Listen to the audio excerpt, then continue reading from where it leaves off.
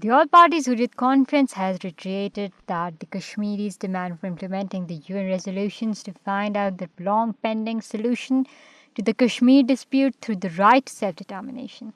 According to Kashmir Media Service, the APHC spokesman Advocate Abdul Rashid Minhas, in a statement issued in Srinagar, said that despite massive troops development and the deployment and the state machinery, the Bharatiya Janata Party's humiliating defeat in the sham elections in occupied Jammu and Kashmir is a clear indication that Kashmiris reject India's occupation and are not ready to compromise on their right to self-determination.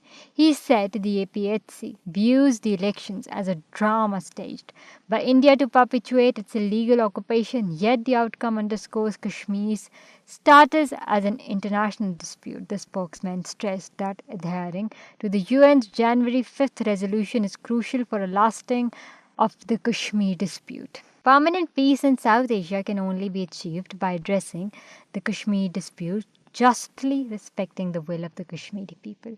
Conference asserts that India has obstructed a fair solution for over 7 decades and that military force cannot suppress the rightful struggle of the Kashmiris.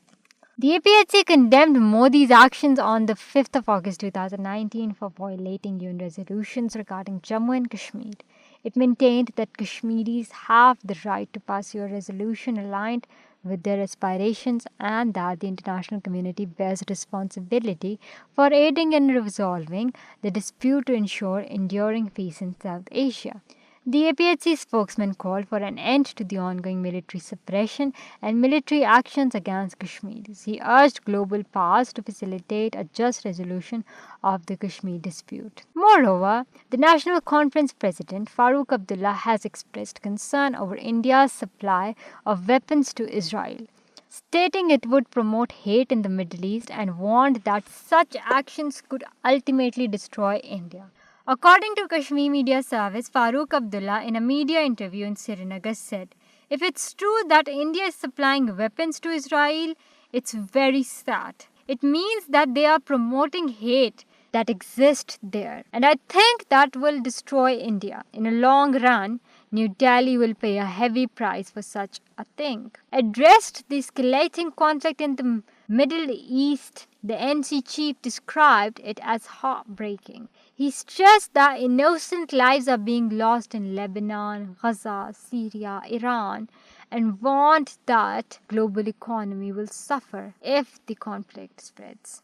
However, Abdullah struck a more optimistic tone when discussing External Affairs Minister S. Jaishankar's upcoming visit to Pakistan for the Shanghai Cooperation Organization meeting, calling it a good step. Abdullah hopes the trip will improve ties between the two nations. Abdullah urged both countries to work together for the peace and prosperity rather than animosity and tragedy. In addition to that, the Authority of India installed Lieutenant Governor of occupied Jammu and Kashmir to nominate 5 members to the territory's assembly has drawn strong criticism, with people and the political and legal experts questioning its constitutionality.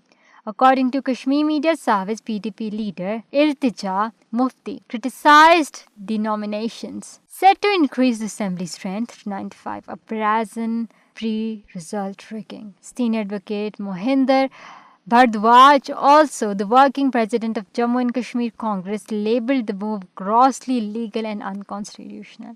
He emphasized that such premature nominations would be open to constitutional and judicial scrutiny, undermining the rights of Kashmiri people.